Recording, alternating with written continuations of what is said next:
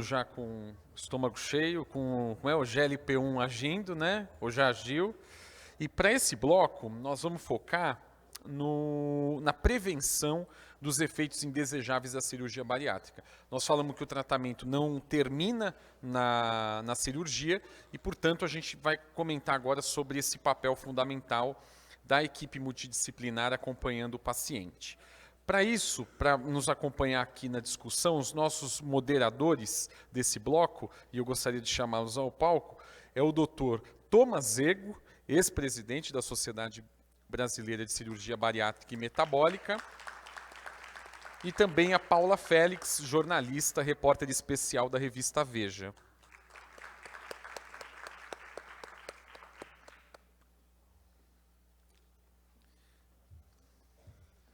Fica à vontade. Bom, e para começar aqui, a nossa primeira palestra vai ser com o psiquiatra de Curitiba, o Dr. Hélio Tonelli, e ele vai abordar por que o acompanhamento psicológico é fundamental antes e depois da cirurgia. Por favor, Dr. Hélio.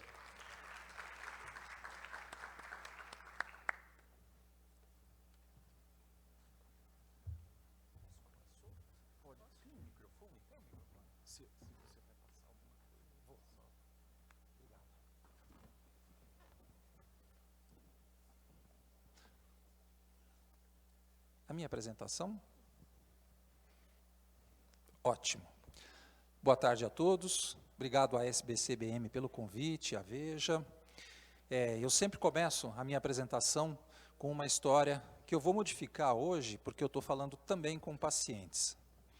A história é de como eu comecei a trabalhar com obesidade.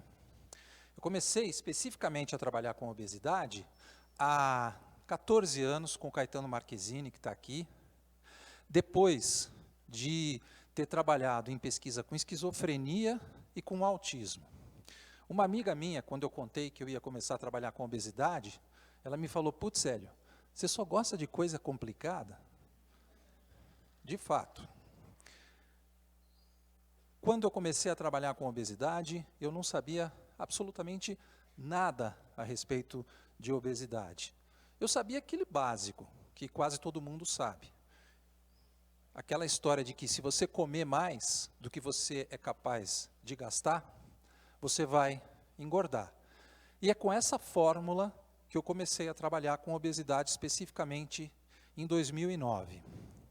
Vocês podem imaginar o tanto de dificuldade que eu tive. Obesidade é uma doença crônica, é uma doença autobiográfica. O que eu quero dizer com isso?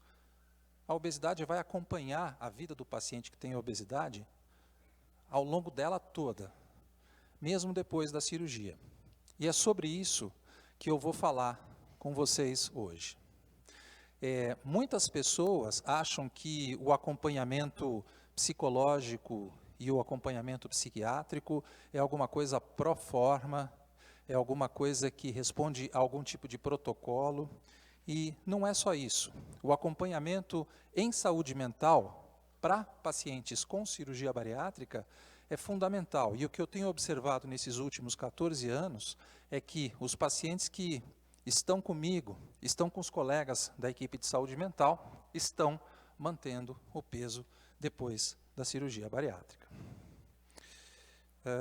Bom, primeira coisa que eu quero falar é a respeito da decisão por operar.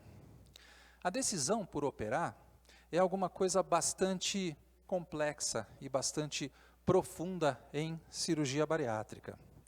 E a gente precisa conversar com os nossos pacientes a respeito disso e ajudá-los nesse processo de tomada de decisão.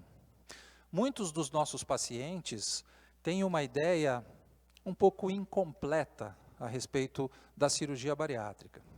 Existem pesquisas que mostram que as pessoas que decidem fazer a cirurgia bariátrica por uma razão como eu preciso cuidar da minha saúde, eu preciso melhorar a minha hipertensão, a minha hiperglicemia, o meu diabetes, e eu preciso durar um pouco mais de tempo para ver os meus filhos e os meus netos crescerem, evoluem melhor em termos de perda de peso e de saúde mental depois da cirurgia bariátrica, do que aquelas pessoas que optam pela cirurgia por razões, digamos, um pouco mais mundanas. Como, por exemplo, eu quero me casar e eu quero estar bonito, eu quero estar bonita no meu casamento. Eu vou fazer a cirurgia bariátrica porque a cirurgia bariátrica vai garantir uma perda de peso mais rápida. Ou então, pessoas que pensam que a cirurgia bariátrica vai resolver algum problema que elas atribuem erroneamente à obesidade. Emagrecer não melhora a empregabilidade de ninguém. Emagrecer não traz o grande amor da vida para ninguém. Emagrecer não salva o casamento das pessoas. O que faz com que uma pessoa tenha sucesso no seu trabalho, o que faz com que uma pessoa seja feliz no seu relacionamento amoroso, é uma série de fatores psicológicos relacionados à personalidade, à capacidade de tomar decisões, que muitas vezes está comprometido na obesidade, mas não é tanto. Então, o processo de tomada de decisão precisa ser muito bem conversado. Um outro problema é a questão da avaliação pré-operatória pelos profissionais de saúde mental. A maioria dos pacientes acha que nós estamos ali para aplicar uma prova, que os profissionais de saúde mental vão vetar ou vão proibir o acesso de um paciente à cirurgia bariátrica. Isso não é verdade. O papel do psiquiatra, o papel do psicólogo é orientar os nossos pacientes. Eu sempre digo para os pacientes que são candidatos à cirurgia bariátrica que eu recebo, que aquela avaliação tem como principal finalidade conhecer aquele paciente. Eu quero conhecer você, quero conhecer as suas vulnerabilidades, eu quero conhecer os seus aspectos positivos para conseguir calcular qual vai ser a resultante do seu tratamento de cirurgia bariátrica. A gente sabe que existem pacientes perguntando no Google, ou até mesmo para as inteligências artificiais, o que eles têm que fazer para passar na avaliação em saúde mental para a cirurgia bariátrica. Isso não é verdade. O profissional de saúde mental que avalia candidatos à cirurgia bariátrica, avalia questões que são muito importantes e que podem ter relevância nos desfechos de médio e de longo prazo da cirurgia bariátrica. Então, esse é um processo amigável, esse é um processo mais do que um processo meramente cartorial, documental. É um processo em que a gente estabelece um vínculo com uma pessoa que vai dar um passo muito importante na vida. Um passo que vai exigir não só que ela supere os fatores pós-operatórios, mas que ela mude completamente o seu estilo de vida, mude a sua filosofia de vida no longo prazo. Esse é o grande desafio da obesidade. Eu disse para vocês, obesidade é uma doença autobiográfica. O que eu quero dizer com isso é que a obesidade é uma doença que vai acompanhar essas pessoas ao longo de toda a vida delas, mesmo quando elas estiverem magras. Uma coisa que eu sempre digo para os nossos pacientes é que, se você viver como rico, você empobrece. Se você comer como magro, você engorda. É o mesmo raciocínio. Na vida, a gente não faz só o que a gente quer, a gente faz o que é preciso. Fazer o que se quer não é liberdade. Liberdade é ter autocontrole e conseguir fazer o que é preciso. Durante mais de 8 horas da nossa vida, na melhor das hipóteses, 5 vezes por semana, a gente faz o que é preciso. E isso nos torna adultos, e é isso que é uma variável importante para o nosso sucesso pessoal. Então, a gente precisa, no acompanhamento pré-operatório da cirurgia bariátrica, que, como eu disse, é um processo muito pessoal, cada paciente tem a sua própria autobiografia. Então, cada paciente vai ter um acompanhamento pré-operatório que merece. As pessoas sempre me perguntam nos congressos, doutor, qual é o número de sessões necessárias para fazer a cirurgia bariátrica? Eu sempre respondo, isso depende de paciente para paciente. O nosso papel não é um papel cartorial, documental. O nosso papel é um papel de criar vínculo com as pessoas. Isso depende muito.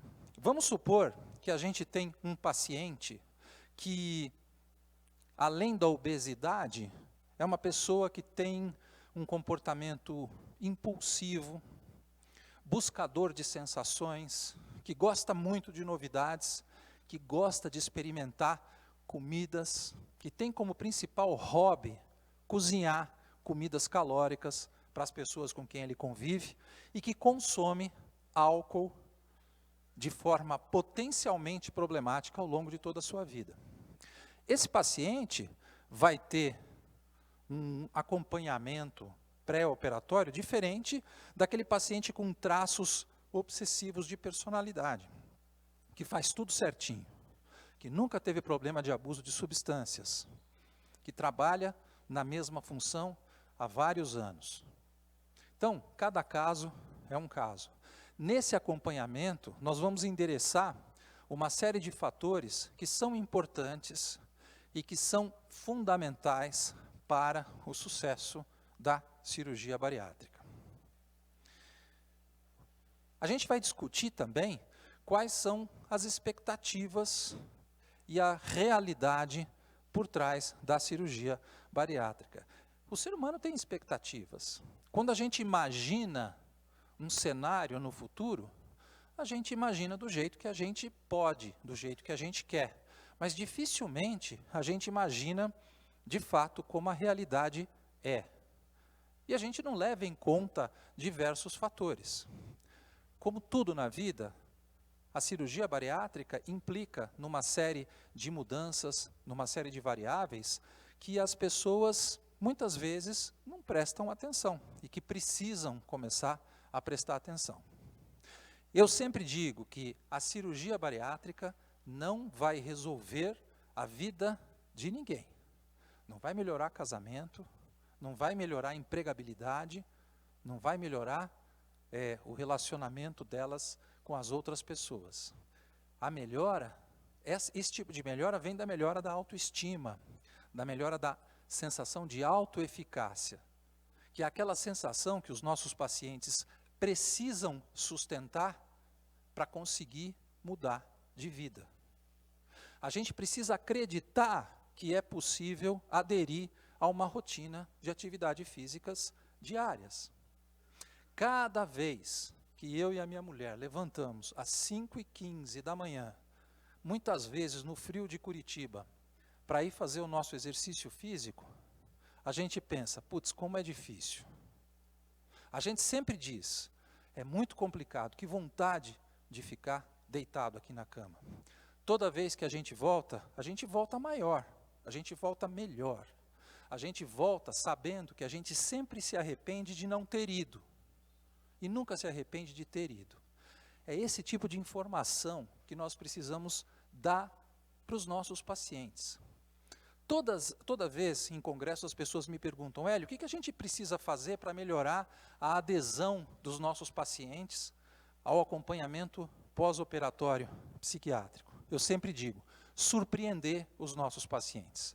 A nossa mente funciona através das surpresas. Se a gente fala tudo aquilo que vocês já sabem, e vocês sabem muita coisa, porque vocês lutam com a obesidade há muito mais tempo do que muitos cirurgiões operam a obesidade, ou do que muitos profissionais de saúde mental trabalham com obesidade. Vocês são experts em obesidade. Nós temos de surpreender vocês. Quando a gente surpreende os nossos pacientes, a gente abre um caminho para que eles possam começar a mudar de vida.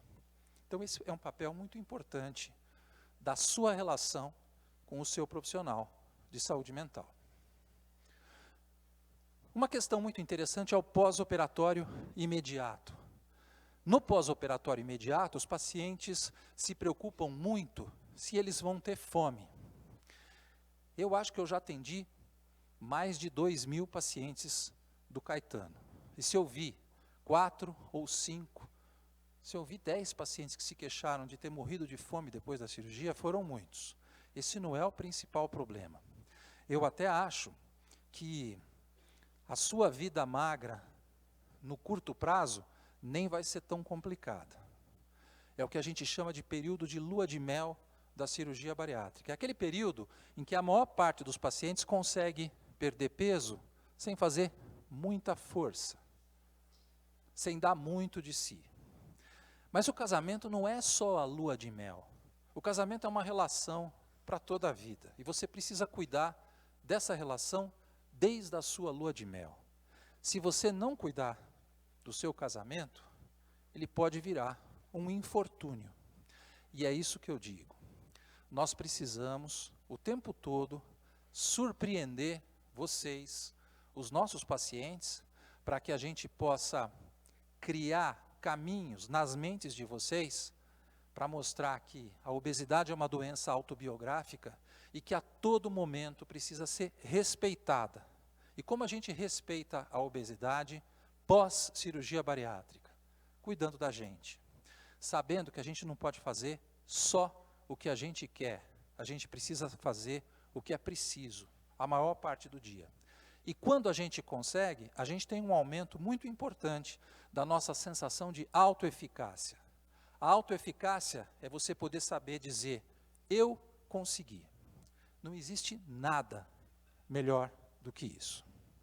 Quero agradecer muito a apresentação para vocês, o meu tempo está esgotando, mas eu acho que eu falei o essencial. Eu quero convidá-los a frequentar, a conhecer a nossa plataforma de ensino de ciência do comportamento, minha e da Andréia, minha esposa, Córtex Educação, que está muito voltada à neurociência da obesidade. Tem muita informação de qualidade ali. Muito obrigado pela atenção.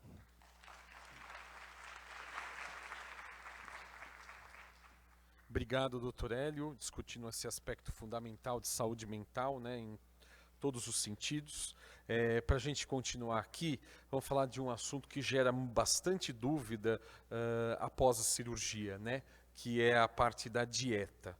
O que eu vou poder comer logo depois que eu me opero? E como que vai ser essa alimentação no médio prazo, né? E a tal da dieta de fases. Para explicar esse assunto, eu quero convidar a nutricionista, doutora Tarsila Campos. Por favor, doutora.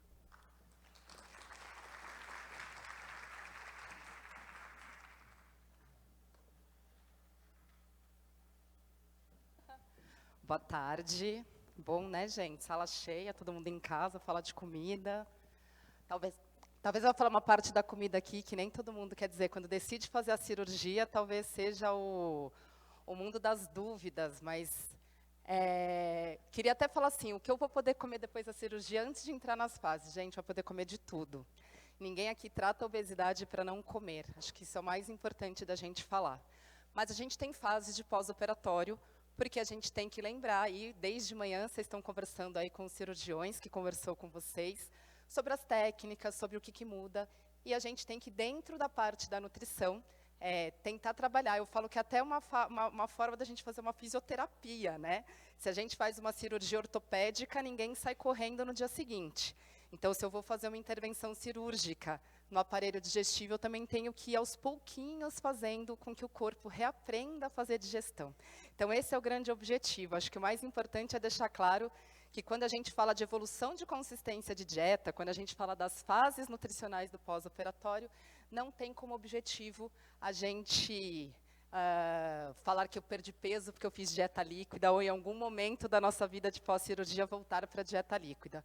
Até porque quando a gente pensa em pós-operatório imediato, que é aquele momento eu terminei de fazer a cirurgia, para a gente falar das fases, o objetivo é reintroduzir essa alimentação de forma gradativa, entendendo como funciona o corpo de cada um, e é assim que a gente trabalha. E no pós-operatório tardio, aí eu não sei aqui se do público, quem já fez o procedimento, quem está contemplando aí a ideia de ter um tratamento cirúrgico, então a ideia é que aí a gente faça um acompanhamento mais programado. Então eu vou tentar passar por tudo isso aqui então, enquanto a gente conversa.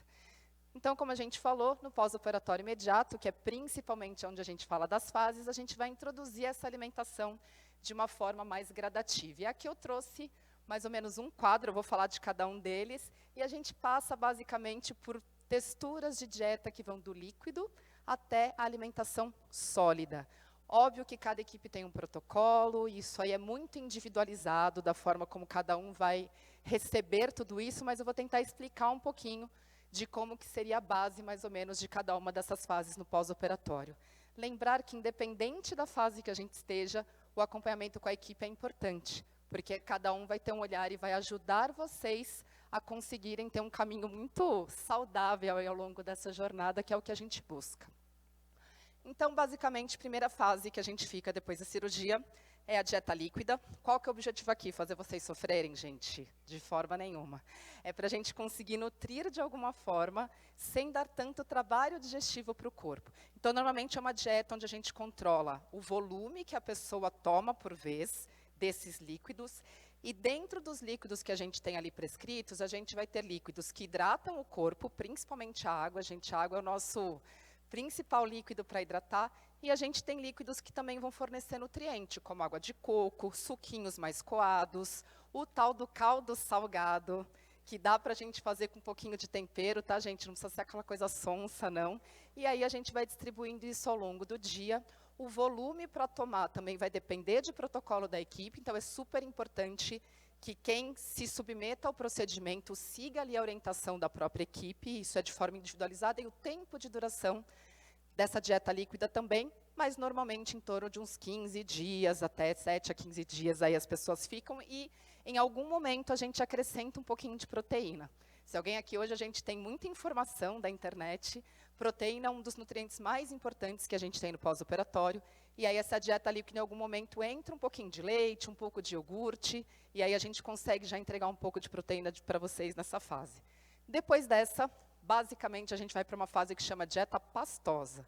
Eu falo que quando no consultório o paciente chega e a gente vai fazer a evolução de dieta líquida para pastosa, é o dia que eles mais me amam na vida. Eu me sinto muito bem, graças a Deus, eu vou comer um salgado. E realmente, né, quando a gente fala de dieta líquida, acho que o mais desafiador e o que o Hélio trouxe é exatamente isso. Não é fome, mas a gente não está acostumado a ficar com essa textura líquida, e na dieta líquida a gente tem muita presença de alimento mais doce.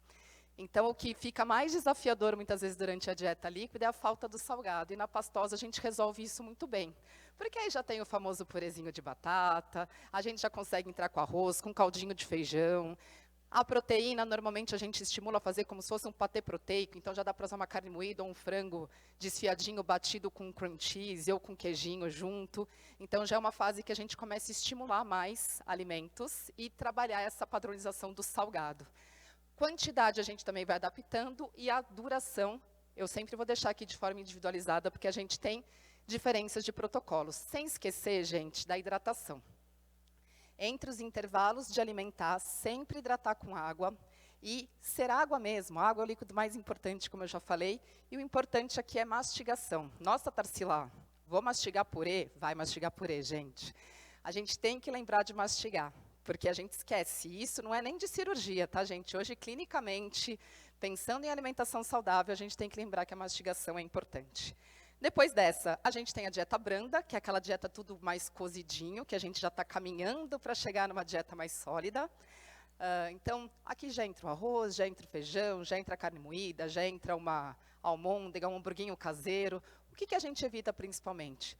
Alimentos industrializados, a gente estimula muito que seja feito. Está todo mundo balançando a cabeça, eu estou achando o máximo, gente. Está todo mundo tirando 10 na nutrição aqui.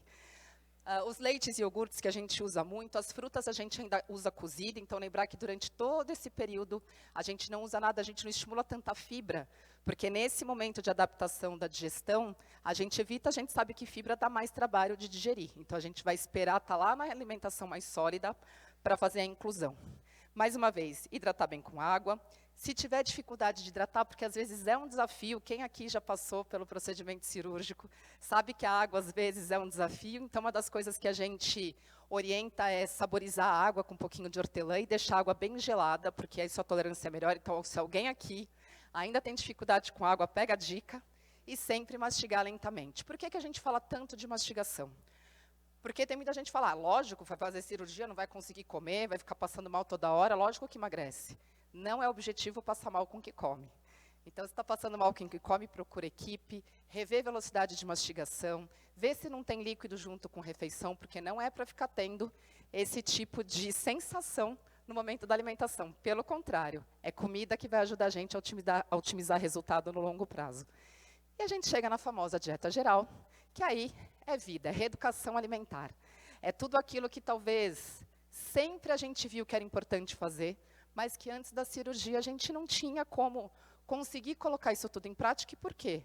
Porque a doença obesidade sofre diversas ações de vários hormônios que muitas vezes não ajudam a gente. Então, quando alguém chega para mim para fazer a cirurgia, eu falo, que bom, porque tudo aquilo que eu tento fazer caber no dia a dia do planejamento alimentar da pessoa com obesidade, a hora que faz a cirurgia, para mim fica fácil. Porque eu tenho todo um efeito hormonal, tudo que vocês viram de benefício que tem dessa mudança anatômica para andar junto comigo na nutrição. Então é muito mais aliado do que contra. A comida não é para ser uma grande vilã. E aí a gente chega num prato completo, saudável, com todos os nutrientes que o corpo precisa, mas ainda com a atenção principal à mastigação. Basicamente, se eu fosse falar o que é importante de nutrição no dia a dia, é não esquecer da hidratação, o tempo de ingestão dos alimentos, prestar atenção no que come aí para todo mundo, gente. Se tem alguém aqui que só está acompanhando junto, quem está contemplando fazer a cirurgia ou não, a gente tem que ter um pouco de atenção ali na hora que a gente come, porque se a gente come o que dá, o que tem, do jeito que dá. Então, se mudar um pouco isso, esse cenário, a gente já está fazendo reeducação alimentar aqui com todo mundo. Não tem como fugir de fracionamento alimentar quando a gente fala de pós-operatório. Então, além de o que eu vou comer da cirurgia, dá para comer de tudo, desde que a gente distribua bem ao longo do dia. Então, o tal do fracionamento alimentar, quando a gente fala de pós-operatório, é extremamente importante, até porque vocês não conseguem comer grandes volumes. Então, me ajuda muito a chegar nas recomendações nutricionais se a gente dividir, normalmente, o que a gente pede? As 3 principais refeições e alguns lanches intermediários ao longo do dia. Tá? Controlar o tamanho da porção, evitar alimentos industrializados, açúcar em excesso, aqueles ultraprocessados. Então, o tal do descasque mais e desembale menos é um pouco de lei aí, e não só para quem faz o processo de cirurgia, hoje é para todo mundo.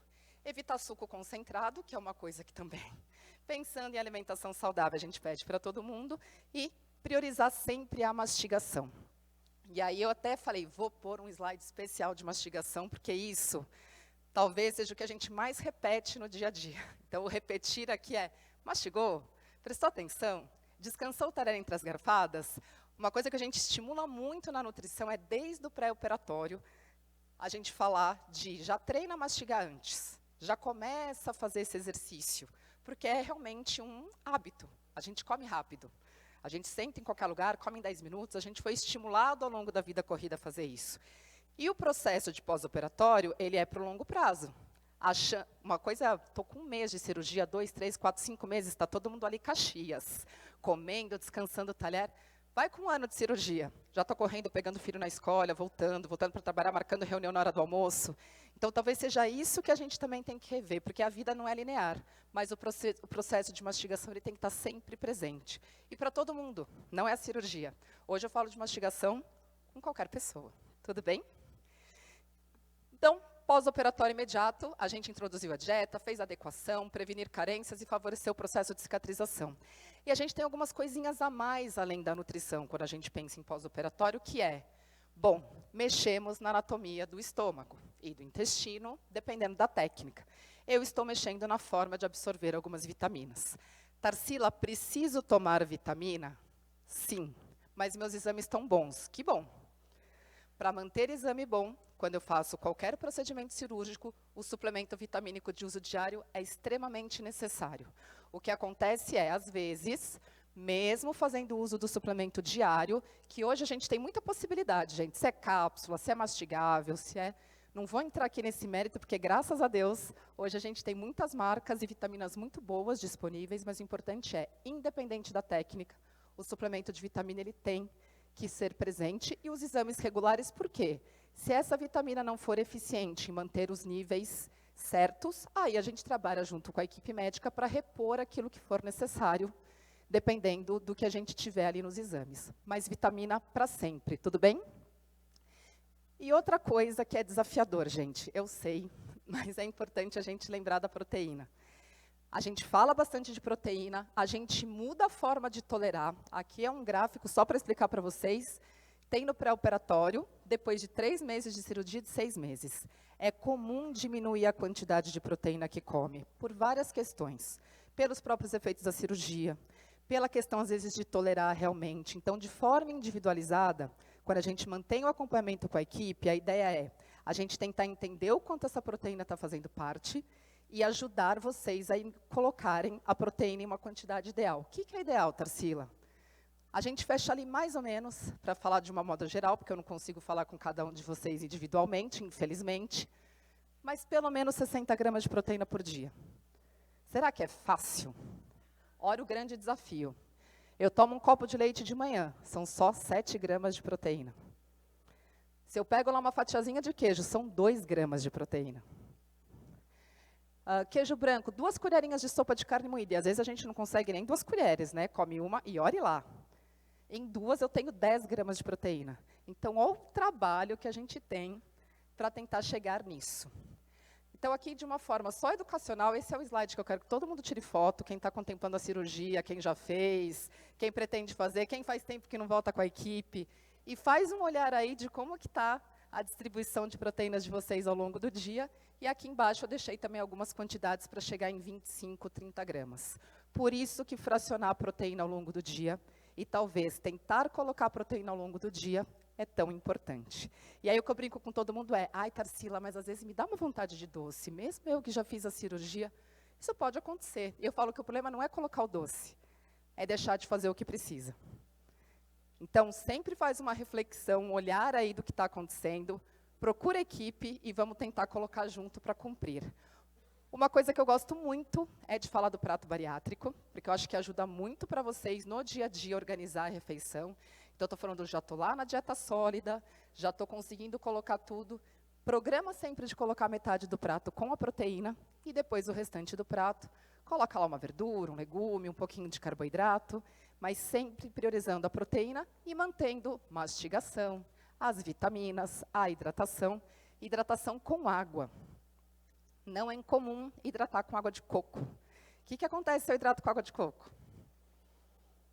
Tem caloria, tem energia, e aí às vezes eu estou comendo entre as refeições com a água de coco e chega na hora de comer eu não tolero, porque eu tenho a tal da saciedade precoce. E aí eu não estou comendo o que eu preciso. Então, entre as refeições, líquidos não calóricos, preferencialmente água, tudo bem? Juro que eu estou quase acabando, gente. Pós-operatório tardio, manter sempre o acompanhamento, eu vou bater nessa tecla, eu falo que fazer cirurgia é casar com a equipe, então a gente tem que manter sempre esse casamento perfeito. Reeducação alimentar, manejo sempre das complicações, porque pode acontecer, mas eu estou com 1 ano, 1 ano e meio, 2, 3 anos de cirurgia. Vá lá com a equipe, vê o que está acontecendo, porque muitas coisas a gente pode adaptar comportamentalmente e essa balança ficar equilibrada. Os grandes benefícios que a cirurgia traz, mas a gente sabe que lidar com a alteração dos hábitos alimentares, com as deficiências nutricionais que a gente tem que rastrear, e sim, pode ter recidiva? Pode. A culpa é de vocês? Não. A doença é crônica, ela é progressiva. Daqui um pouquinho a Tharissa vai conversar com vocês sobre isso, sobre possibilidades que a gente tem. Mas vale a pena um pouco a gente rever, sim, como que está o nosso dia a dia. Se eu estou cumprindo, o que eu estou conseguindo fazer, mas muitas vezes o não conseguir fazer é a própria doença, que tem vários mecanismos. Então, para a gente nunca se colocar no lugar ali de que sempre alguma coisa de errado que a gente está fazendo dentro do processo. O mais importante, tudo é focado em vocês. A ideia é que realmente vocês caminhem junto com a equipe e não tem receita de bolo para todo mundo. Cada ser é único e cada história, depois da cirurgia, a gente vai escrever junto e adaptando da melhor forma. O importante é, a equipe está sempre para escutar e para auxiliar vocês de todas as formas possíveis, então contem sempre com a equipe. Tudo é sempre possível, a gente individualizando, educando, trabalhando em equipe. E eu deixo aqui os meus contatos e a Tayla para vocês conhecerem a minha filha de 4 patas. Obrigada, gente.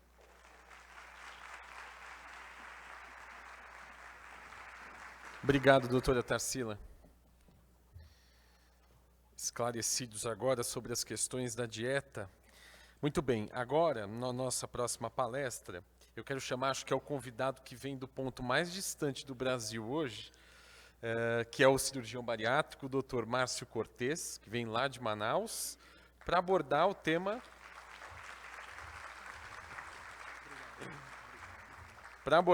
de quais são os exames e os cuidados mais importantes antes da cirurgia. Com a palavra do Dr. Márcio. Boa tarde a todos, muito obrigado. Após essas duas brilhantes apresentações sobre a importância da avaliação, da saúde mental, dos aspectos nutricionais, eu vou dar seguimento a esse bloco que fala sobre a prevenção dos efeitos indesejáveis, né, após uma operação bariátrica. Então vamos falar aqui sobre alguns exames necessários e cuidados também que são essenciais. Eu didaticamente distribuí essa apresentação, essa nossa conversa pelos próximos 15 minutos em 4 tópicos. Nós vamos falar então sobre a importância da informação, a educação e o aconselhamento perioperatório, ou seja, antes e depois da cirurgia. A avaliação cardiovascular, que envolve a avaliação do médico cardiologista e, eventualmente, do médico cirurgião vascular. Uma avaliação da função do pulmão e a avaliação endocrinológica. Obviamente, as avaliações nutricional, psicológica e ou psiquiátrica já foram muito bem mencionadas aqui, a gente não vai retornar. Então, tudo começa, obviamente, por uma consulta médica detalhada, com um exame físico detalhado.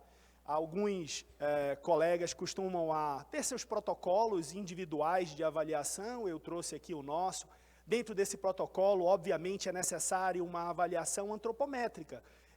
Já foi dito anteriormente que todas as indicações dependem de peso, altura. Isso precisa ser avaliado nessa consulta, confirmado pela equipe médica. Quando possível e quando disponível, a bioimpedanciometria vai ajudar bastante, tanto na avaliação pré-operatória, quanto no acompanhamento da perda de peso no pós-operatório. É através da bioimpedanciometria que a gente consegue definir os percentuais de gordura corporal, percentual de massa muscular. Você precisa manter a tua massa muscular, perder a gordura, e tudo isso vai ser muito melhor detalhado se você dispuser, né, da avaliação através de uma bioimpedanciometria, preferencialmente tetrapolar. Dentro dessa avaliação inicial na consulta médica com o cirurgião, também é fundamental estabelecer aqui de forma bastante detalhada todas as comorbidades. A presença aqui de hipertensão, diabetes, doenças osteoarticulares. Por quê? Porque essas comorbidades que vão nos nortear para a definição do próximo passo, que seria a solicitação dos exames complementares. Não existe um protocolo fechado, rígido e definido. Em função das doenças que o paciente tem, e nessa avaliação médica detalhada, você vai definir quais são os exames complementares mais indicados para aquele paciente. Mas, de um modo geral, uma avaliação através de exames básicos de sangue vão nos fortalecer para uma boa avaliação pré-operatória. O exame de endoscopia também, embora não seja obrigatório, ele é fundamental. Na endoscopia, nós vamos identificar doenças no estômago que falam contra ou a favor de uma determinada técnica. Em algumas situações é necessário tratar, por exemplo, se você tem uma bactéria no estômago, se tem uma gastrite, você pode, inclusive, em função do grau de gastrite, presença de atrofia, confirmar uma técnica ou excluir a outra. Os exames de ultrassonografia, tanto do abdômen quanto da tireoide e das pernas, também são exames básicos fundamentais. Às vezes, com o achado de um exame ultrassonográfico, com uma presença de gordura exuberante no fígado, uma esteatose moderada, acentuada, associada a alterações laboratoriais, a função do fígado alterada, você precisa, inclusive, complementar a avaliação pré-operatória com um exame mais específico do fígado, um fibroscan, e isso tudo é definido em função desses exames básicos iniciais.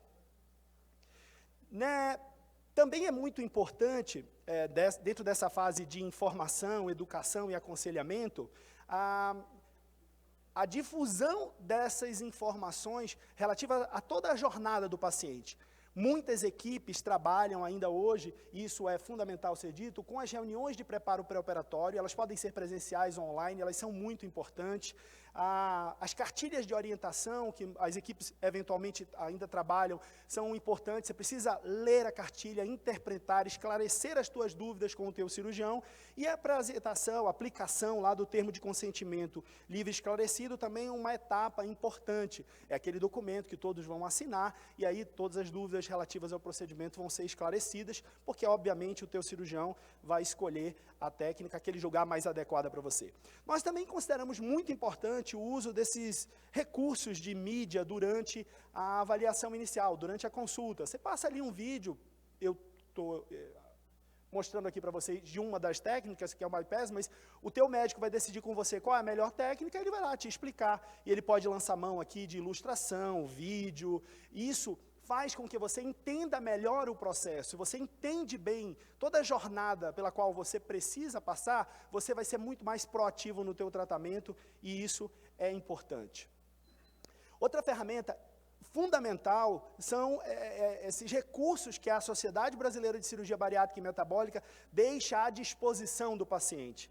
Através do nosso site, que vocês podem ver aqui, vocês têm acesso, já foi comentado aqui, mas eu reforço a importância da TV Bariátrica, do Bari Live, do Bari Life, que já foi excelentemente explicado aqui para vocês. Esses recursos da sociedade têm por finalidade levar a informação de qualidade para vocês. E isso vai ajudar muito na jornada de preparo pré-operatório.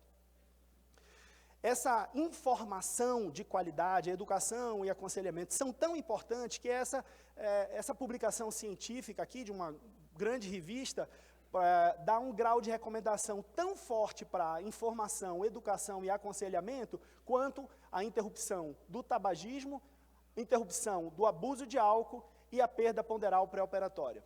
Então, saber o que vai acontecer é fundamental para você ter um desfecho melhor durante o teu tratamento cirúrgico. Bom, o segundo tópico seria a avaliação com o médico cardiologista e ou o cirurgião vascular. Existem dois exames que são básicos, são o eletrocardiograma, todos vocês já têm ideia do que seja um eletrocardiograma. Aqui a gente vai avaliar, de um modo geral, o funcionamento do coração, mas se eventualmente existir alguma alteração ali dos batimentos do coração, às vezes é necessário complementar com um Holter, que nada mais é do que um eletrocardiograma de 24 horas. Isso fica a critério do médico cardiologista, mas às vezes faz-se necessário. Em algumas situações, também, além do ecocardiograma, que vai avaliar ali como é que o coração está funcionando, o médico cardiologista, se encontra ali alguma coisa alteradinha, ele pode pedir outros exames mais específicos, uma angiotomografia, uma cintilografia, uma ressonância nuclear magnética do coração, mas isso, como eu já falei, é em função da presença de alguma alteração nos exames básicos iniciais.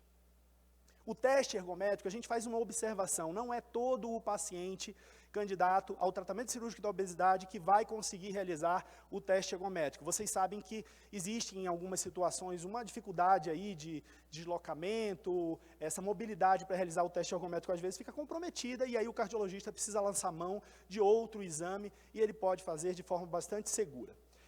De um modo geral, todos esses dados são compilados, alguns colegas utilizam aqui calculadoras como essa aí, e eles vão fornecer um laudo para avaliar como está a função do teu coração, se você pode ser submetido àquela cirurgia. Outra avaliação muito importante que envolve aí a realização de um exame mais específico, que seria a ultrassonografia com Doppler venoso dos membros inferiores, é a avaliação vascular. Por que é tão importante, se você tem essas varizes aí maiores na perna, ou eventualmente esses ferimentos esses ferimentos mais escurecidos aqui na perna, por que é tão importante falar isso para o cirurgião? Porque isso são sinais de comprometimento das veias das pernas, e uma das complicações mais temidas, sem dúvida nenhuma, da cirurgia bariátrica é eventualmente o tromboembolismo venoso, que é uma doença que pode ser prevenida, ela precisa ser exaustivamente prevenida, porque elas têm repercussões clínicas importantes. O tromboembolismo é quando uma veia da perna ou do pulmão coagula no pós-operatório, e isso tem repercussão clínica importante. E como é uma doença que pode ser prevenida, ela deve ser prevenida de forma bastante ativa. Existem alguns fatores de risco para essa doença, o tromboembolismo, aqui paciente de mais idade, que fuma, índice de massa corporal muito avançado, que está usando terapia de reposição hormonal, cirurgias mais longas. E para prevenir o tromboembolismo, o que a gente faz? Segundo essa importante entidade médica, que é a Associação Americana, né, de Cirurgia Bariátrica e Metabólica, a prevenção do tromboembolismo, né, a profilaxia se faz com a deambulação precoce, nada mais é do que caminhar logo após a recuperação, de preferência a recuperação anestésica. A equipe médica vai definir para você qual é o momento que você pode caminhar, mas quanto antes você caminhar é melhor. A compressão pneumática, o uso dessas botas de compressão pneumática ajuda bastante. O uso de meias de média compressão também é uma recomendação utilizada por várias das equipes cirúrgicas. E a quimioprofilaxia. O que é isso? A quimioprofilaxia nada mais é uma medicação que é feita no hospital. Algumas equipes optam por fazer a prevenção também estendida, ou seja, você vai tomando aquele anticoagulante ali, aquela injeçãozinha que você mesmo se aplica em casa. Existe a opção de fazer via oral, de comprimido também, mas isso fica a critério da equipe que você confiou o seu tratamento. A avaliação da função pulmonar é fundamental, porque a obesidade leva a alterações importantes na dinâmica ventilatória. Então, leva a uma restrição da função pulmonar, pacientes obesos têm mais chance de asma, pacientes obesos também, e a maioria deles nem sabe, são portadores da apneia do sono. A apneia do sono é uma doença que é altamente prevalente. 60% a 80% dos pacientes candidatos à operação bariátrica têm apneia e a maior parte deles não conhece, não sabe que tem o diagnóstico. Então, se eventualmente você tem um ronco, um sono agitado, sonolência no dia seguinte, aquela sensação de sono não restaurador, uma pressão arterial de difícil controle, talvez você seja um portador de apneia obstrutiva do sono e nem sabe desse diagnóstico. Então, esses são aqui os principais achados, né, que sugerem a presença dessa doença, uma pressão arterial aumentada, a obesidade, uma circunferência do pescoço também muito aumentada, aqueles pacientes têm um pescoço muito grosso, alteração mais específica da via aérea, né, e alterações do esqueleto craniofacial, mas tudo isso é avaliado geralmente pelo médico pneumologista e eventualmente o anestesiologista na hora da tua avaliação pré-operatória. Qual é o exame que vai diagnosticar se você tem ou não tem apneia? Chama polissonografia, aquele exame que você fica conectado com os equipamentos e aí você vai dormir, pode ser na tua casa, pode ser na clínica, e a qualidade do seu sono vai ser avaliada. Se eventualmente você tem o que nós chamamos de índice apneia ou hipoapneia maior do que 15 episódios de apneia por hora de sono, você já tem uma apneia moderada. E aí, às vezes, é necessário usar esse equipamento, que é o CPAP, e é muito importante tratar a apneia do sono no pré-operatório, porque os riscos de complicação cardiopulmonar dos pacientes portadores de apneia é muito aumentado. Por último, mas não menos importante, talvez a avaliação mais importante, né, é a avaliação endocrinológica. A avaliação endocrinológica ela é fundamental, é o endocrinologista que vai definir se você tem a intratabilidade clínica, ele que vai definir a tua estratégia primária de tratamento da doença, qual medicação, e ele vai declarar, inclusive, a intratabilidade da doença, e aí depois desse período, obviamente, encaminha para a equipe de cirurgia bariátrica. Bom, mas uma das coisas mais importantes que eu queria falar para vocês aqui, a gente tem uma frequência grande de pacientes portadores, né, do diabetes, submetidos a cirurgias metabólicas, e existem algumas particularidades. Às vezes o paciente, eu tenho diabetes, eu sou obeso, eu vou operar, será que é tão importante? Eu já vou operar mesmo, por que eu tenho que me preocupar em controlar o diabetes? Por vários motivos, né? Que o controle do diabetes no período pré-operatório, ele vai estar relacionado diretamente com a diminuição dos riscos de infecções, insuficiência renal também, porque quanto mais você abaixa a hemoglobina glicada, que é aquele exame do sangue lá que marca o controle do diabetes, para cada 1% de redução da glicada você tem quase 70% de chance a mais de remissão da doença, de tratamento efetivo do diabetes naquele paciente que é portador da doença, e a meta vai ser sempre uma hemoglobina glicada de 8% ou menos. O ideal é buscar isso, às vezes não é possível, mas a avaliação endocrinológica, ela atua fortemente nesse sentido, principalmente nos pacientes que têm a obesidade e o diabetes. Eu vou abrir um parênteses e falar aqui sobre algumas situações que a gente às vezes passa no consultório. É muito importante conversar com a equipe de endocrinologia para ajustar as medicações necessárias. Algumas medicações precisam ser evitadas no pós-operatório imediato da cirurgia bariátrica. Aí aqui eu vou falar especificamente de alguns remédios, como por exemplo esses três, são exemplos de secretagogue, são o Diamicron, o Daunil e o Amaril, porque eles têm um alto risco de hipoglicemia. Quando você opera, obviamente, já foi dito aqui anteriormente, a dieta vai modificar bastante. Se você ainda está usando esse tipo de medicação, a chance da tua glicemia, o açúcar do sangue ficar muito baixo e de causar um problema no pós-operatório é grande. Então, o ideal é ajustar o tipo de medicação que você vai fazer. Outras medicações que precisam ser evitadas, e aqui eu abro esse parênteses para os inibidores de SGLT2, que seriam o Jardiance, Forxiga ou Xigdu, porque eles podem levar a uma alteração importantíssima, que é a cetoacidose euglicêmica. O que é o nome? É um nome complexo para dizer uma complicação que pode acontecer com os pacientes diabéticos e que pode gerar um grande problema para a equipe cirúrgica, porque olha quais são as complicações, olha quais são as repercussões clínicas dessa cetoacidose euglicêmica. O paciente pode evoluir com náuseas, vômitos, dor abdominal, taquicardia, e isso relacionado ao uso, eventualmente, essa intercorrência, e essas alterações, elas são facilmente confundidas com intercorrências cirúrgicas. Por isso, uma boa avaliação endocrinológica, ajuste de medicações é fundamental também para a gente ter um bom resultado cirúrgico. Eu agradeço a atenção de vocês e fico à disposição. Pode sentar, doutor. Obrigado, doutor Márcio. Bom, agora nós vamos chamar ao palco a mulher que bota a turma para se movimentar.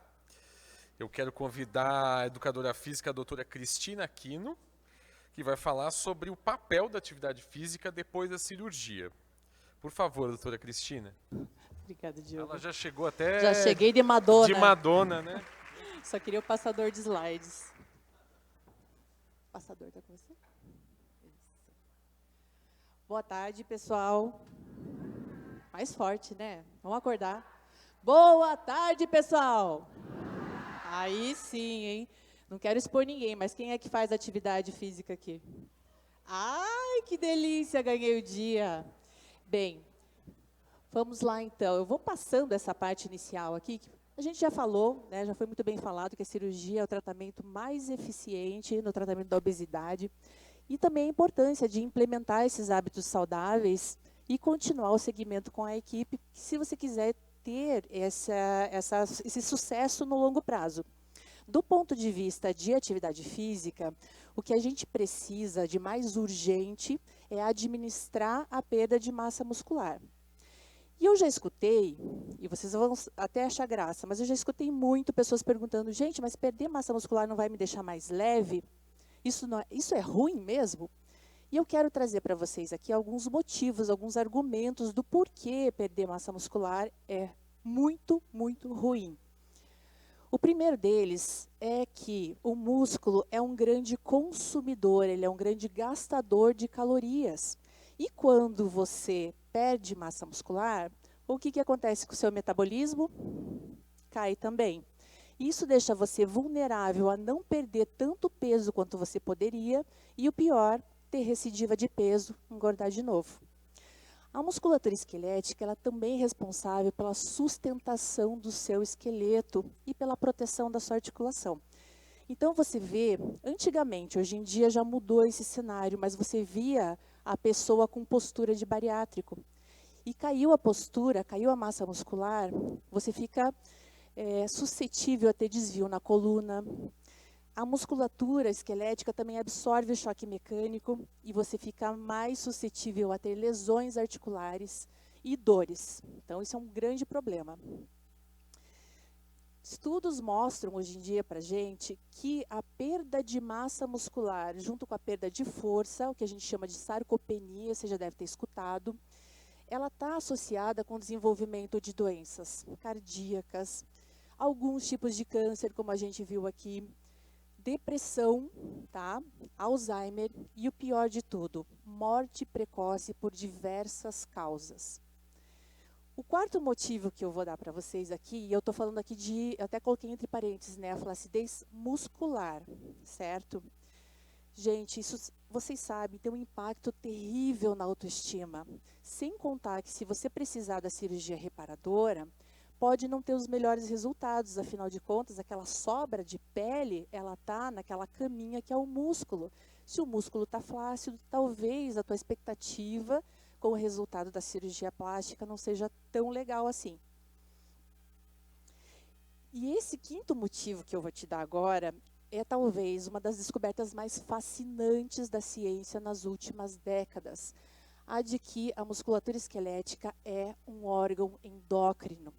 Ela secreta substâncias, ao contrário do tecido adiposo, da gordura, que secreta substâncias inflamatórias, o músculo secreta substância anti-inflamatória. Ele secreta substâncias que regulam órgãos vitais, como intestino, pâncreas, fígado, cérebro. Você pode imaginar? Ele secreta substâncias, neurotransmissores que vão fazer a tua memória melhorar, a tua capacidade de aprendizagem melhorar. Secreta também substâncias que vão lá no seu tecido adiposo, lá na gordura, e transformam essa gordura, deixando ela mais fácil de ser queimada. Olha só. Tem até substâncias que regulam a qualidade dos seus ossos e das suas cartilagens. Vocês sabiam disso? Isso foi uma pergunta, gente. Legal, né? Agora adivinha comigo como é que você estimula a liberação dessas substâncias? Através do movimento. Exatamente. Não só exercícios físicos, mas também aumentando as atividades físicas ao longo do seu dia. E quando eu falo isso, eu quero bastante atenção aqui, porque muitos de vocês ainda têm dificuldade com, afinal, o que é atividade física e o que é exercício físico. Eu quero te ajudar já com isso. Atividade física é qualquer movimento. Se moveu, é uma atividade física. Já o exercício é um tipo específico de atividade física que precisa ser programado, repetitivo e ter principalmente um objetivo definido. Você quer aumentar seu gasto calórico? Você quer ganhar massa muscular? Isso sim são exercícios físicos. Ficou claro? Legal.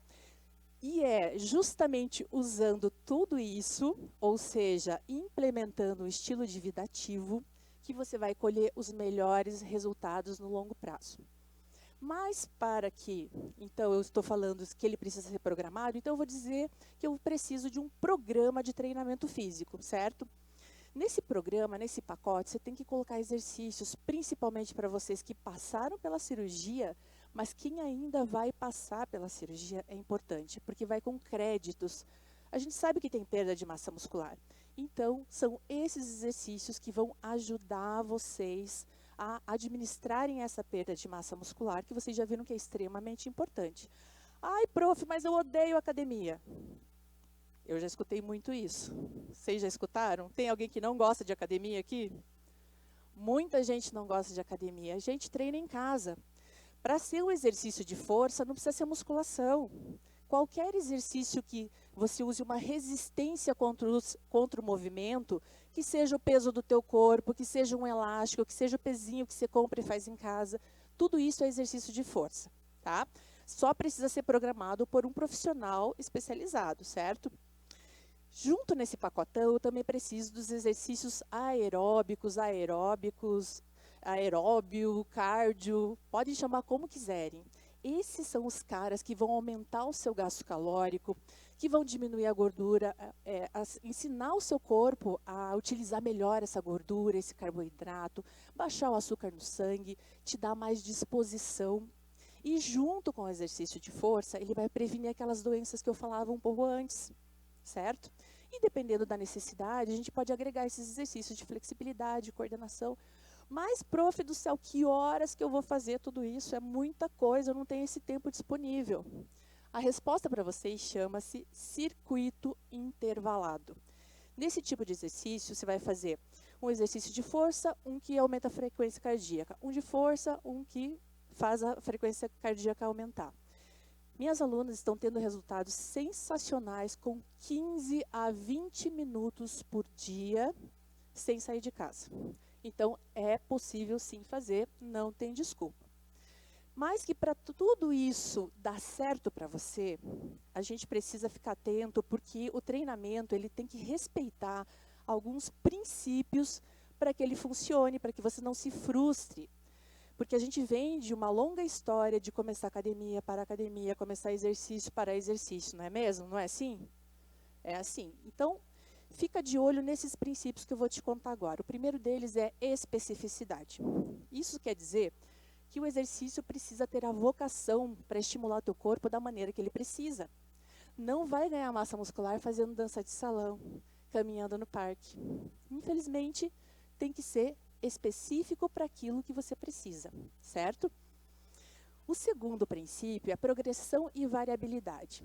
Progressão significa que você comprou aquele pezinho de 2 quilos, aquele cotonetinho, e ficou assim, ó, o resto da vida lá em casa fazendo.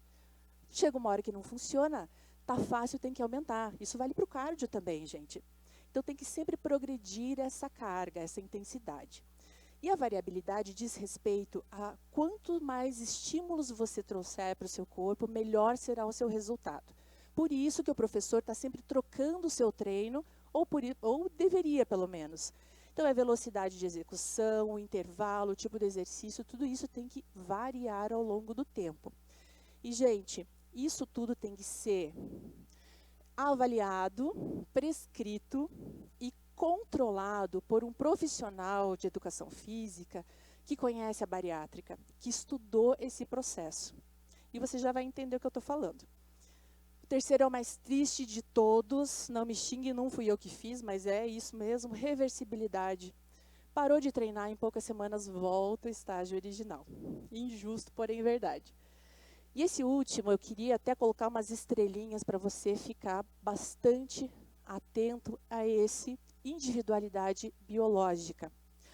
Organismos podem responder de maneira diferente ao mesmo estímulo. Então, as suas características precisam ser levadas em conta na hora da prescrição. A genética, seus hábitos, as suas experiências moldaram o seu corpo de maneira única. O treino também precisa ser único. O processo da obesidade, seguido da cirurgia bariátrica, fizeram com que seu corpo responda diferente, tanto do ponto de vista metabólico, fisiológico, quanto do ponto de vista mecânico, dos movimentos, da sua estrutura física. Eu vou dar um exemplo para vocês. Imagina o processo da obesidade. Começou a ganhar peso, aumentou a circunferência da pessoa, já o seu centro de gravidade vai mudar. E para isso, para você não cair, vamos supor, aumentou a barriga, algumas pessoas, e vocês com certeza já viram isso por aí, algumas pessoas vão jogando aquele peso para frente e fazendo uma grande tensão aqui na lombar, fazendo essa curvinha aumentar, uma hiperlordose. Já viram isso? Outras pessoas, pelo mesmo problema, poderiam fazer o contrário, elas poderiam sentar no quadril, jogar para dentro, peso lá no calcanhar. Tudo isso tira o seu corpo do eixo. E não é só isso. Nós já falamos que é uma doença inflamatória. Essa inflamação está associada com quebra de colágeno. E onde é que tem colágeno, gente? Cartilagem, tendão, ligamento. Como é que está, então, essas articulações? Eu preciso levar tudo isso em conta. Ah, o problema é peso, então, prof, beleza, fiz a cirurgia bariátrica, agora está tudo resolvido. Só que não. A gente não viu tudo o que acontece de perda de peso, perda de músculo junto. Imagina que em um mês e meio, a pessoa perdeu, vou chutar, 15 quilos. De novo, o centro de gravidade mudou. De novo, o corpo tem que se reorganizar. Isso sem contar que de 15 quilos, 5 a 6 quilos podem ser músculo. Você começa a entender agora por que a equipe toda está desesperada para você treinar, para você fazer todo aquele exercício? Essa é a importância. Mas aí você corre lá fazer a bioimpedância, que o doutor falou muito bem ali, que é um exercício, é um exame muito importante de se fazer. E lá aparece, às vezes, que você está com a massa dentro dos parâmetros saudáveis. Só que, infelizmente, a bioimpedância não mede a qualidade desse músculo. Então, eu tenho que complementar esse exame com alguns exames de força, alguns testes de força. Porque a gordura, ela é danada. Ela se infiltra na matriz desse músculo e faz com que ele não trabalhe direito.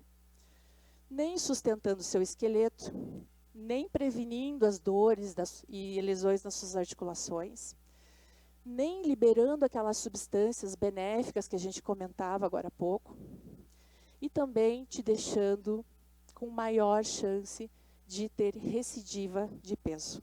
E a gente não quer nada disso. Então, pessoal, a importância de você fazer uma avaliação, de você entender teu corpo um pouquinho melhor, de você entender esses princípios que eu falei para vocês, para que vocês façam boas escolhas. E aqui eu trago para vocês uma sugestão de uma pirâmide de exercícios, que lá no topinho que você está vendo lá, em vermelho, isso aí vai coroar todo esse resto que eu falei, né, dos exercícios de força, a partir de 2 vezes por semana, pelo menos, mas os melhores resultados vêm de 3 a 5, tá? Os exercícios aeróbicos, de preferência todo dia, gente. Todo dia, consumiu já gasta, consumiu já gasta. O lucro que você vai ter é incrível. E lá em cima eu quero falar um pouco mais, que é evitar o comportamento sedentário. Sedentarismo é ficar sentado ou deitado ao longo do dia enquanto você está acordado. E isso faz também inflamação. Isso também, além da obesidade, tá? Vamos tirar a obesidade de lado. É um outro fator, o sedentarismo.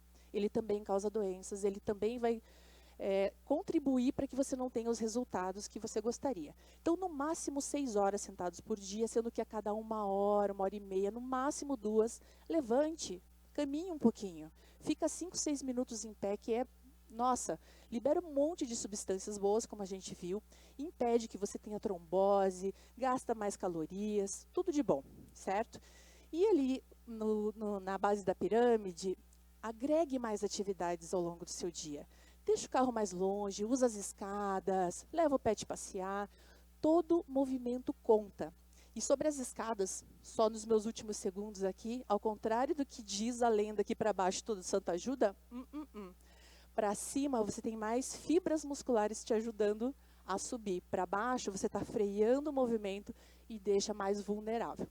Então, gente, era isso que eu tinha para vocês. Eu sei que não vai dar para tirar as dúvidas de todo mundo, mas aqui estão os meus contatos. Em qualquer tempo, podem me contatar, que eu vou ter prazer de responder as dúvidas de vocês. Muito obrigada.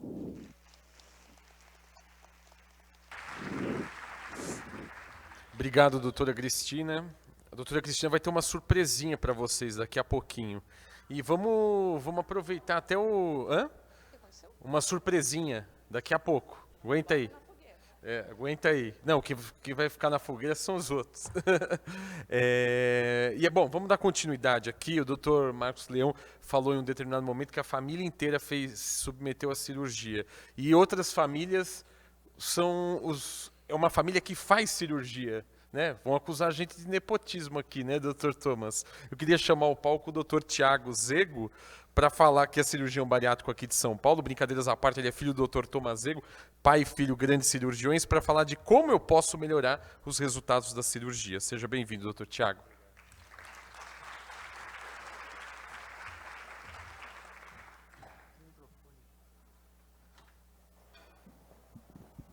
Boa tarde a todos, tudo bom? Primeiro eu queria parabenizar a sociedade, o presidente, a Veja pelo evento, muito interessante, eu acho muito importante.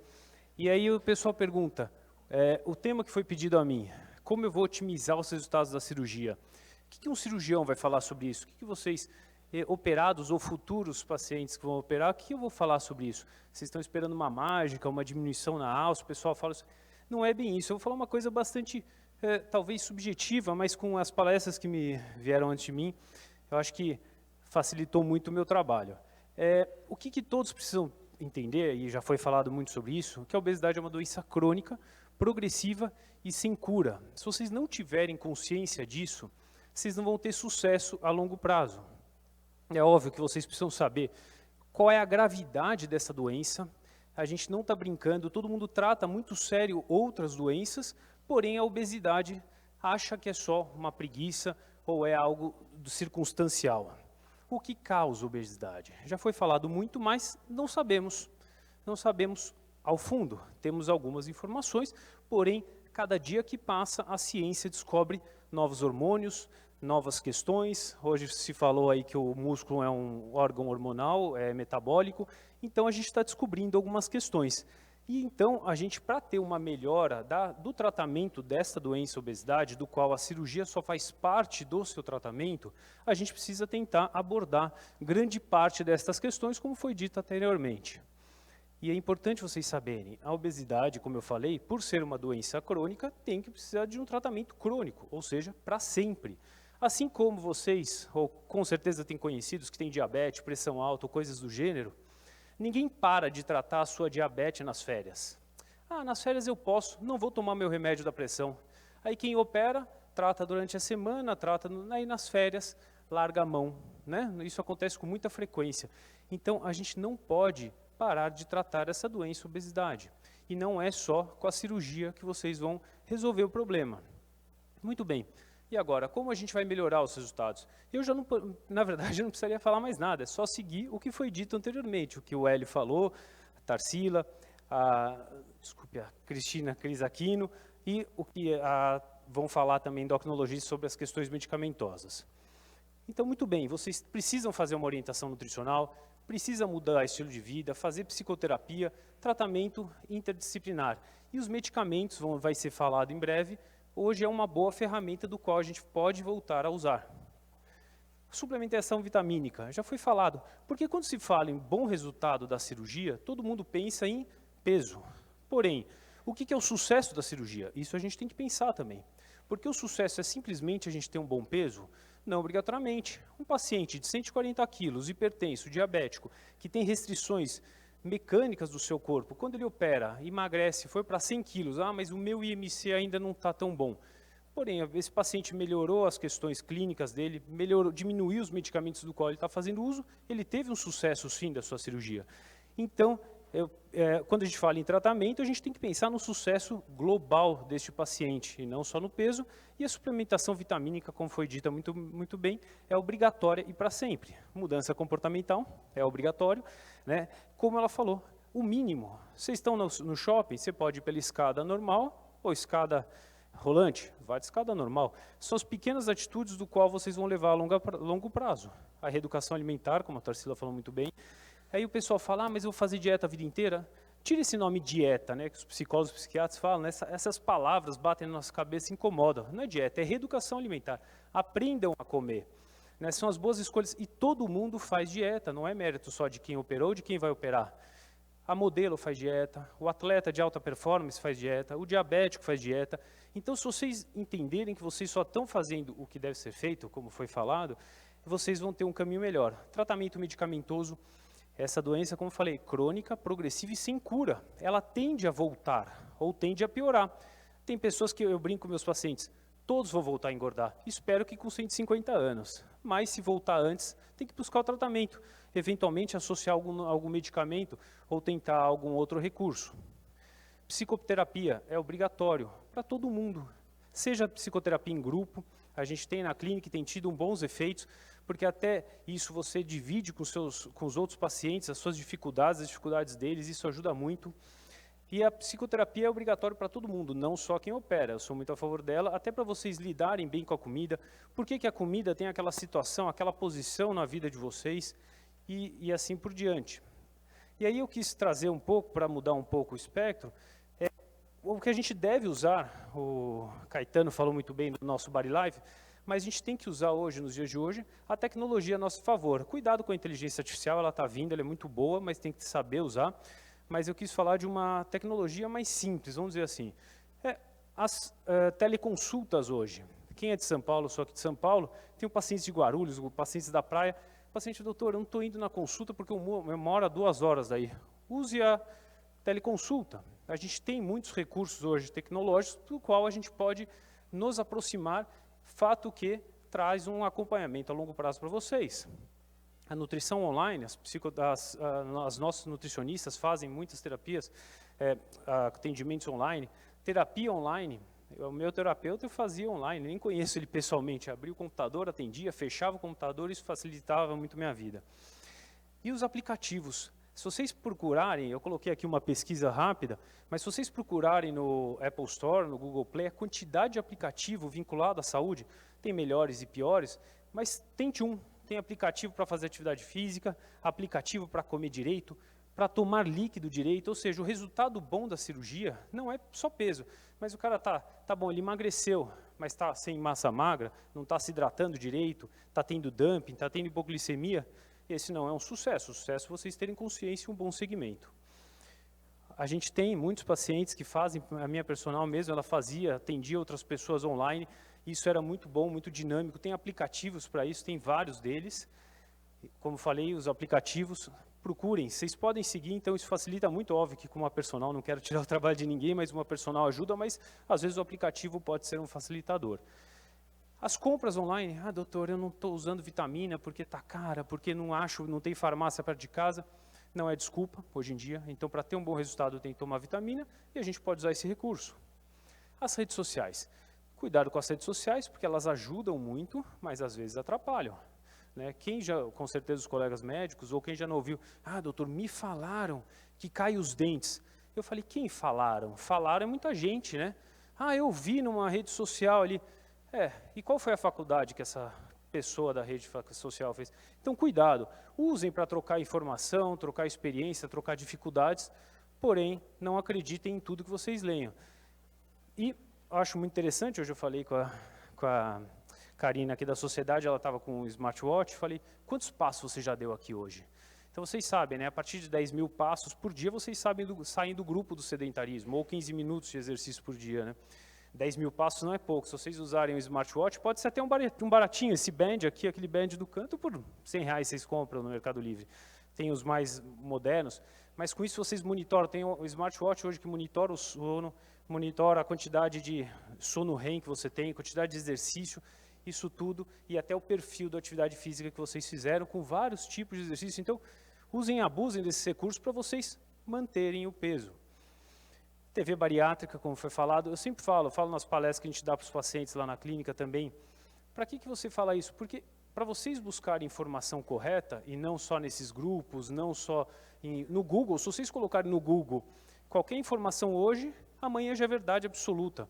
Então, cuidado. Na nossa sociedade, vocês têm informações de conteúdo, informações corretas, sempre passado por algum profissional de saúde. A carteirinha que já foi falado muito bem, o BariLive, como já foi citado por todos os colegas, e eu acho importante a gente entender a doença e quebrar alguns tabus, quebrar alguns preconceitos e abrir os olhos em relação a essa doença.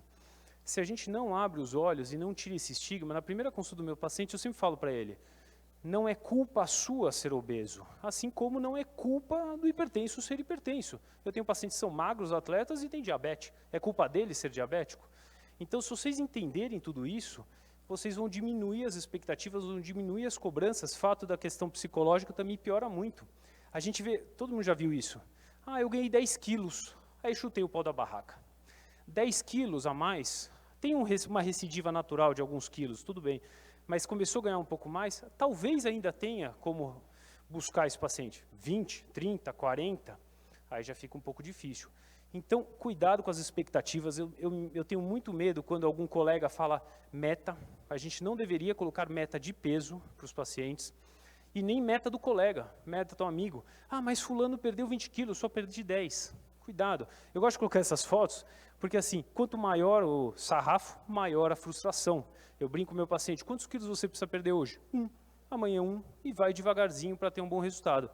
Se vocês colocarem assim, minha meta é ser como a Angelina Jolie, como o Beckham, pessoal, não é esse o objetivo do tratamento dessa obesidade, dessa doença. Então, cuidado com essas expectativas, porque a expectativa muito alta, vocês vão estar eternamente frustrados. E aí vocês não têm, naturalmente, um bom resultado da cirurgia. Isso é muito importante. Eu tenho muito receio quando o paciente vem para o consultório trazido por familiar, por amigo, por cônjuge. O paciente tem que operar no momento que ele está pronto, preparado. ele tem que estar determinado para a mudança do estilo de vida. É muito mais confortável, como foi citado, o Hélio falou que acorda às 5 da manhã, é muito mais fácil dormir até mais tarde. Se você não estiver pronto para querer mudar o seu estilo de vida, mas para isso vocês têm que ter a consciência do que eu falei, consciência de que é uma doença.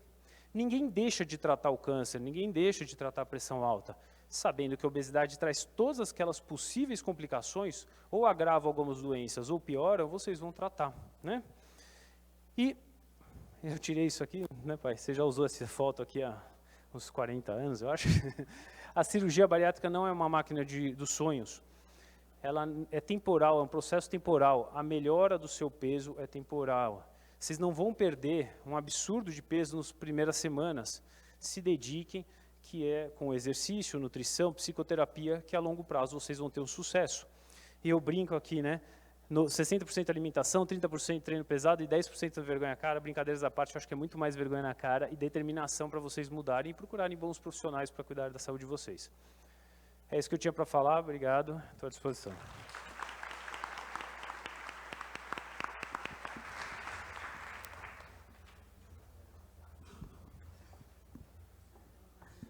Muito obrigado, doutor Tiago. A gente fecha aqui o bloco das palestras, mas nós temos agora uma discussão, e para essa parte eu queria convidar também para compor aqui a nossa mesa, quer dizer, não é bem uma mesa, mas nossa roda aqui, o nosso semicírculo, o doutor Alexandre Amado Elias, que é cirurgião bariátrico aqui de São Paulo, e a psicóloga doutora Isabel Paegli. Por favor.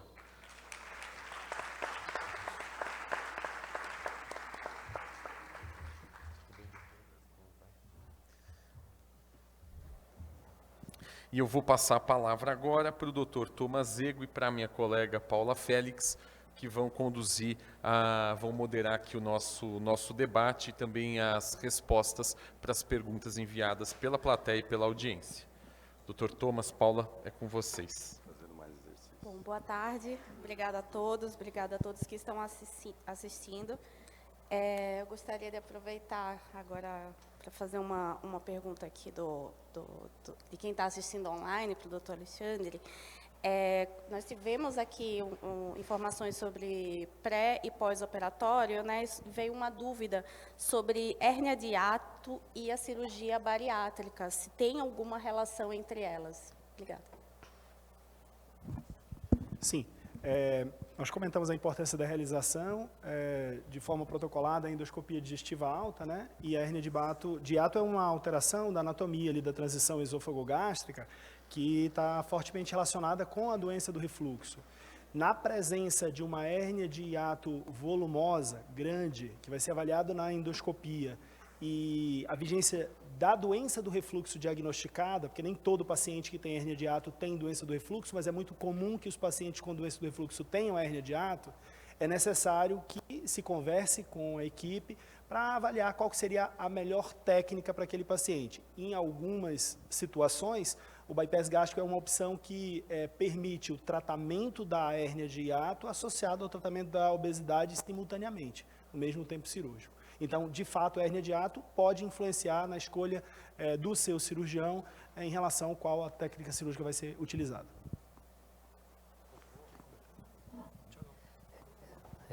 Então, para alternar um pouquinho o local e a distância, obrigado pelo convite, senhor presidente.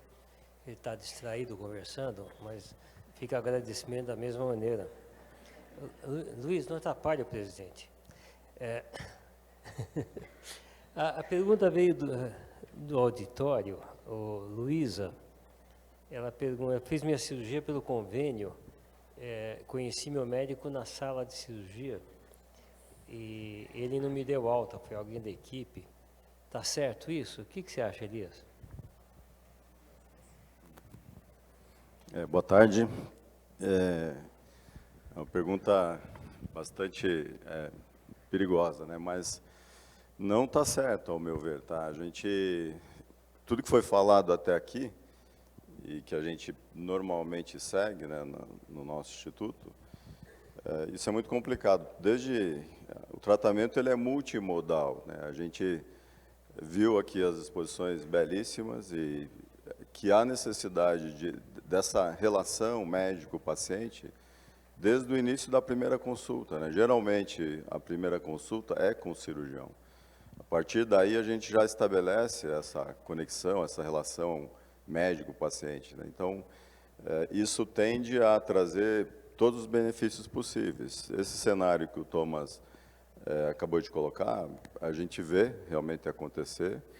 Existem grupos que podem trabalhar assim, isso não quer dizer que não vai dar um resultado bom, a gente vê que tem resultados bons, tem equipes muito boas, mas sai um pouco do protocolo, da maneira que hoje, no mundo que a gente está vivendo, tecnológico, digital, enfim, com todos esses benefícios que a gente tem aí das mídias sociais, mas o olho no olho, né, a gente está diante do paciente, sentir qual é a necessidade, qual é a expectativa que ele está vindo buscar no tratamento dele, isso é muito importante, né?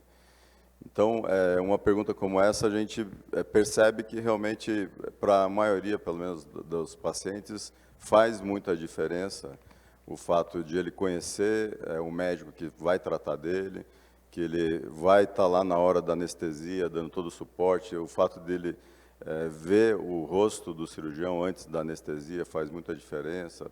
Muitas vezes a gente chega, brinca, conversa com o paciente, coloca uma música, enfim, música que ele gosta, dá uma descontraída.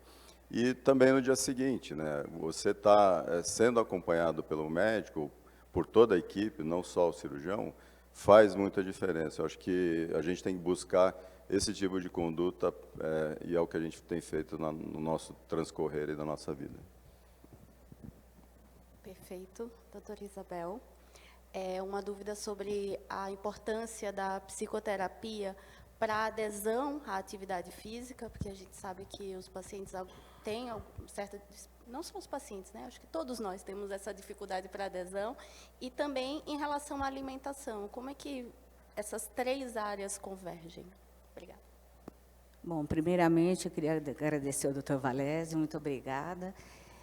Agradecer a todos vocês, pacientes ou candidatos à cirurgia bariátrica, né, que aqui a gente já começou um trabalho de otimização dos nossos resultados com vocês e que vocês façam, né, esse trabalho com a gente de formiguinha, de levar para suas redes sociais todo esse conteúdo científico, né, com os profissionais que trouxeram hoje para vocês.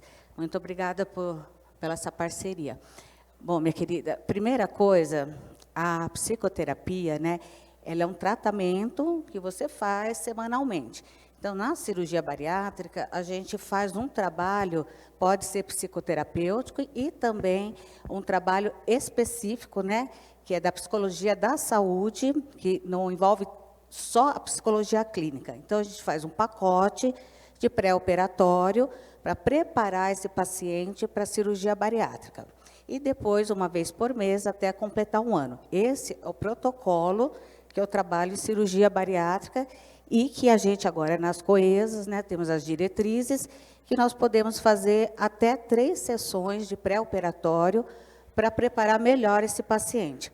Então, como que a gente faz esse preparo, principalmente para a adesão da alimentação e da atividade física? No pré-operatório, eu já passo para eles, que tem vários pacientes minhas aqui, o exercício do copinho, o exercício da mastigação e da reflexão. Então, eles vão fazer uma reflexão todos os dias à noite, vão anotar como foi meu dia com a alimentação. Tive algum problema? Qual foi o gatilho? Qual o sentimento? Qual o tipo de alimento? Porque eles falam, doutora, não como nada. Oh, então eu como muito doce, mas assim, eu como pelas emoções, né, tirando toda a parte hormonal, né, que nós vimos, tem essa parte emocional que é muito forte e que a gente vê, tirando os transtornos alimentares, né, que nós nem conversamos sobre isso, a gente tem aqui a impulsividade, a ansiedade ligado à alimentação. Então, a gente faz um preparo do ponto de vista psicocomportamental para preparar ele para a cirurgia. E a atividade física também, né? Então, como que você vai fazer? Muitos pacientes, eles não têm muita organização. Então, a gente faz planilhas, vamos organizar. Qual é a estratégia? Ah, mas eu entro 10 horas no serviço, eu moro 2 horas no meu trabalho e tenho que deixar meu filho na escola. Então, onde que vai entrar a atividade física aí? Vamos conversar sobre isso. Tem rede de apoio, quem que pode apoiar você para levar essa criança para a escola. Então, nós vamos trabalhando as possibilidades para ele já enxergar o que ele precisa mudar de pós-operatório para ele se organizar. Então, você vê que é uma psicoterapia mais comportamental e mais agora. Agora, pós-operatório, quando ele já está operado, a gente tem que o quê? Eu acho que a gente tem que psicologizar menos, medicar menos e escutar mais, genuinamente, esse paciente, né? O que está acontecendo com você? E ajudar ele a fazer esse atravessamento de uma vida anterior que ele tinha para uma vida completamente diferente que ele vai ter. Então, esse atravessamento, o psicólogo tem que estar ali com ele, só acolhendo e escutando, e vendo o movimento do inconsciente e ajudar ele a fazer essa travessia. É só isso. Eu acho que a gente está, psicólogo, psiquiatra, assim, colocando muito mais doença onde não tem. Tem os transtornos alimentares, tem as ansiedades, tem TDAH, tem um monte de coisa. Mas às vezes não tem nada disso, é só uma agitação de uma situação, né? Então, é assim que eu trabalho. Posso falar mais um pouquinho? Que eu gosto de falar, né? E é outra coisa, que eu trabalho muito com vocês, mulheres, né? E eu estava até conversando aqui com o pessoal, que a gente também tem que fazer e dar um olhar para esse viés mais social. Tudo é lindo aqui, maravilhoso para a gente, que somos privilegiados. E as pessoas menos privilegiadas? Estava almoçando com as meninas e falou, mas, Bel, uma vitamina é 200 e pouco, não tenho condições de comprar. E aqui as pessoas não são tão prejudicadas, né, do ponto de vista financeiro. Então, a gente tem que fazer políticas de saúde pública, trazer isso para nossos pacientes menos favorecidos, para a gente diminuir esse número dessa doença crônica que é a obesidade. Obrigada.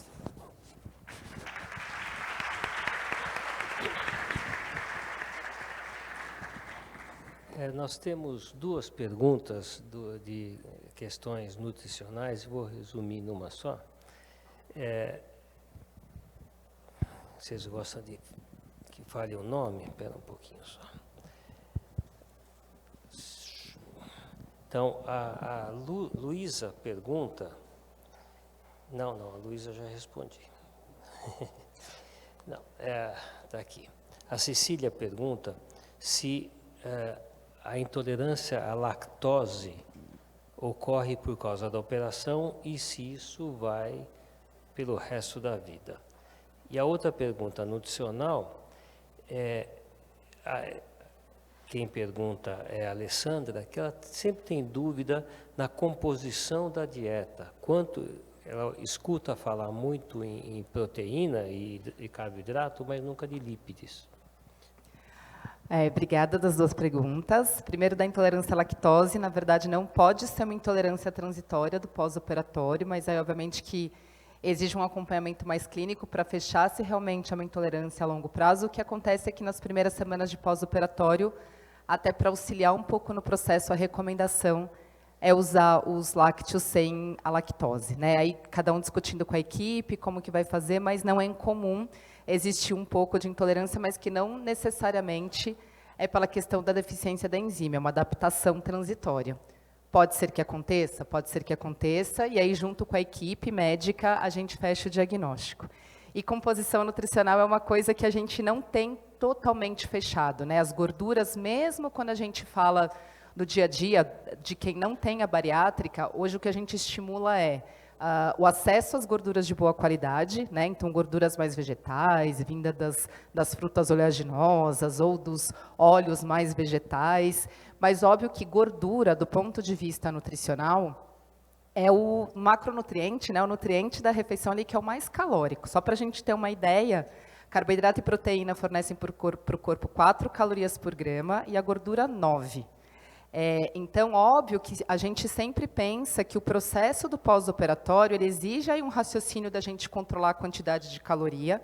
Então, prioritariamente, o que a gente faz dentro da recomendação nutricional do pós-operatório? A gente coloca uma quantidade maior de proteína e os alimentos proteicos que a gente tem, se a gente pensar na carne, no ovo, no queijo, no leite, no iogurte, todos eles têm um pouco de gordura. Então, por isso que a gente não separa tanto a questão da parte dos lipídios, da gordura que foi perguntado, porque muito da nutrição a gente já tem. Dificilmente a gente tem um único nutriente no alimento. A própria alimentação variada ela já vai trazer isso para a gente. Então, o modelo do prato lá que eu trouxe, ele é uma forma boa da gente se organizar, porque metade do prato de proteína eu já estou trazendo uma gordura associada, eu ponho um pouco de carboidrato e as fibras, e normalmente nessas fibras a gente vai usar algum óleo, alguma coisa para temperar, e é onde eu fecho um pouco essa conta. Quantidade em si, a gente faz mais de forma individualizada, mas existe um valor específico para eu falar para vocês, tá?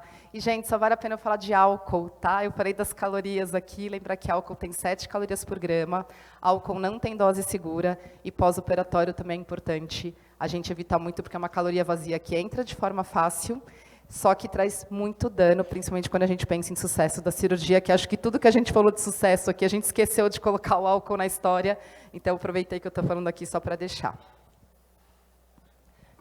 Bom, vamos voltar para a atividade física. O Tiago pergunta, quando nós perdemos peso e fazemos atividade física, nós ganhamos massa magra. A massa magra é mais densa do que a gordura, portanto, o nosso peso na balança vai aumentar, em consequência, o IMC vai aumentar. Como administrar esse novo IMC e como calcular essa situação?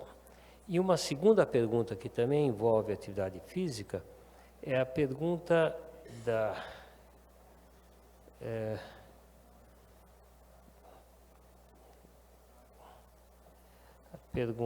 da Amanda, se hérnia de disco pode ser causada por grande perda de peso. Obrigada pelas perguntas, excelente. A questão da composição corporal ela é muito mais importante do que a questão do peso. E isso que ele comentou sobre o músculo, ele tem uma densidade maior do que a da gordura. Então, obviamente, se ficar olhando só o número na balança, vai confundir. Muitas vezes a pessoa começa a treinar e aumenta o peso justamente por conta de ter aumentado a massa muscular. Então, não é um bom parâmetro. O melhor parâmetro é você fazer a avaliação de composição corporal, no caso, bioimpedância ajuda. Existem alguns outros protocolos também. Então, é bem importante vocês terem isso em mente. Não se preocupa com o peso, se preocupa com a composição corporal. E a segunda era a questão da hérnia. A hérnia de disco pode vir, sim, de uma falta de sustentação do esqueleto, que a gente comentou ali, né, quando eu dei o segundo motivo para vocês. Então, claro que uma postura ruim, ela vai fazer com que a vértebra não fique na posição correta, do ponto de vista mecânico, que você tenha ali uma expulsão, que você tenha uma compressão maior, vindo ao longo do tempo causar essa hérnia. Logicamente, não temos só esse motivo, mas ele pode contribuir sim. Então, aí fica também a questão da atividade física ajudando esses paravertebrais a fazer essa sustentação da sua coluna, melhorando sua postura. É importante nesse aspecto também. Obrigado, doutora Cristina. Infelizmente, o nosso tempo se esgotou, mas já que a gente estava falando de atividade física, antes de desfazer aqui a nossa banca de debatedores, eu queria pedir que a doutora Cristina desse um recado, que talvez não seja só um recado para as pessoas. Gente do céu, doutor Vanese do céu, me deu uma missão aqui que eu vou te falar. Eu vou até fazer igual a vocês, né? Eu vou botar a cadeira aqui na frente. A doutora falou que não pode ficar muito tempo direto sentado, né? Então acho que... Não pode, mas calma lá.